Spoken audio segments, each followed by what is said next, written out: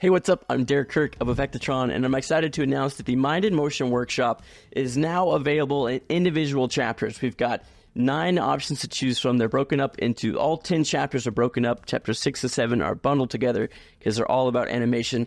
But if you're not ready to commit to the whole 40 plus hours of training, I understand that, and you just want to dive into the intro and check that out. Or maybe you just want to freshen up on your lighting skills or Redshift or materials or Mograph or animation. Whatever you're wanting to learn inside of Redshift to C4D, the option to do so is going to be here, okay? And it's going to be a very interactive. You're going to get a lot of renders and stuff out of it, as well as learning skills in a practical way that's actually going to be applicable to what you want to do and create. And the cool thing is everybody's reel and stuff at the end of all of this or whatever after you're done is not going to look the same, because I really teach it in a way to make sure that it's something that you can apply to your work, and it's not just watch me do this and follow and do what I do. It's teaching and understanding why I'm doing what I'm doing, and then how to apply that to do what you want to do, okay? So I'm just happy to announce and make it available to more people, because I know the big bundle as a whole is a little expensive for some people, and some people just aren't ready to commit that much time to learning, and I get that. So I wanted to make it available to you. The intro is $40, and the rest of them are $69. Just go ahead, grab one, dive in. I guarantee you're going to learn something, and it's going to be worth the money to you, okay? I just wanted to make sure that it was available to everybody, because that's my end goal, is I just want to teach people and have it be available to you. So hopefully this helps. So start learning. In Chapter 1, the Intro to C4D and Redshift, we'll cover exploring the UI, useful controls, basic navigation and workflow tips, as well as creating time-saving setups and defaults to kind of streamline your process. So basically, when you open up C4D, you can just get started going. We're also going to talk about the fundamentals of material creation, lighting, cameras, viewports, project settings, and render settings as well. We'll also create our first abstract render scene, as well as a default setup. Basically, this is great for anyone who's new to C4D and Redshift, or anyone looking to streamline their workflow and process. Chapter 2, lighting, is all about lighting. With Redshift, we're going to cover all the types of Redshift lights that are available, as well as like features and things and controls for these lights, as well as like how to actually go about lighting things and the process of lighting things and actually lighting things in your scene. So everything we're going to do, we're going to set up a different scene and light it from scratch, and so you'll get to learn and see the process of how you light it, as well as why you light it that way. And then you'll learn how to professionally light your own scene. Chapter 3, materials, is all about Redshift materials. It's all Redshift 3.5 and up, so it's all got the new Redshift standard materials and the new node editor. We cover the difference between the old one and the new one as well, but the new one, in my opinion, far superior, and once you start using it, you probably won't go back.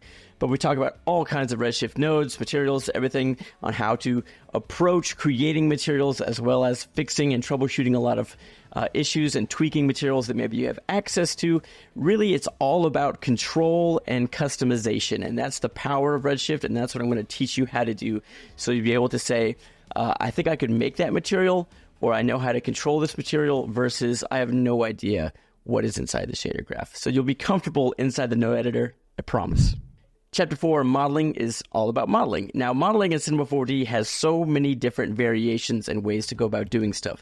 So we approach each project and a variety of things practically, and from a standpoint of like, okay, how do I even go about starting creating this process and creating this?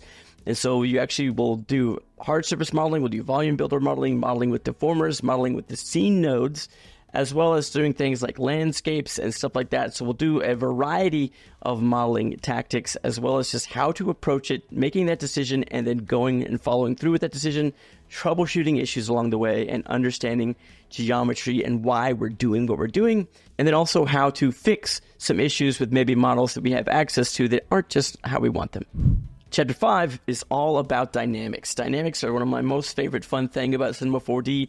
We'll use both the old bullet time system as well as the new GPU-based system, which is fantastic. We'll also cover things like Pyro as well. But really, once you dive into understanding how to roll things along and tumble and break things and stuff, it's just one of those things in C4D that's just super fun to play with and get to understand. So, but it's one of those systems that like a lot of the controls are not intuitive, and so we'll hopefully understand how to do soft bodies and cloth and all that stuff and actually control it and get things working the way you want them to get them. Chapter 6 and 7 are bundled together because they are all about animation and Mograph.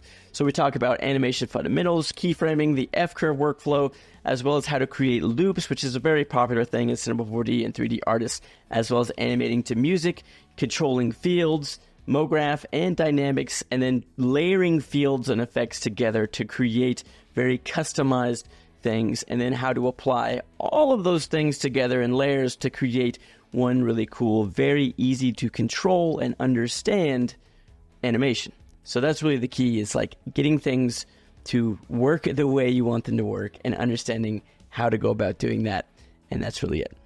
Chapter 8 is all about the camera. Cameras inside of Redshift can be kind of tricky, especially if you're not used to working with real-world cameras. That's one of the great things about Redshift cameras, is that they are very comparable to real-world cameras in how they work and function and things like that. So we're going to break down different types of cameras, focal length lens, depth of field, bokeh, all of that stuff, and then also applying camera movement, because that's really the big thing with C4D and Redshift. Like, we don't want to just do stills, which are really cool, but we want to take that to a step further and create video and stuff like that that looks real and organic. And so hopefully with this, we'll be able to control and create shots that you want to for your scenes.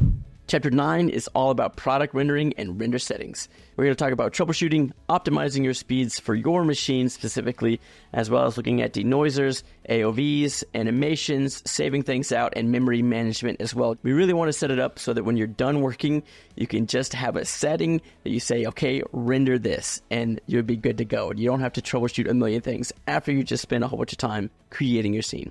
So hopefully this helps you streamline that process and takes that headache out of rendering. Chapter 10 is all about post effects and video editing. I was a video editor and videographer for years before I got into 3D, and I wanted to make sure that I can teach you how to render and make all this stuff, but if you don't know how to do video editing and share your content in a way that helps somebody like engage with it, then I'm not doing you a full service. I really want you to be able to get work from this course.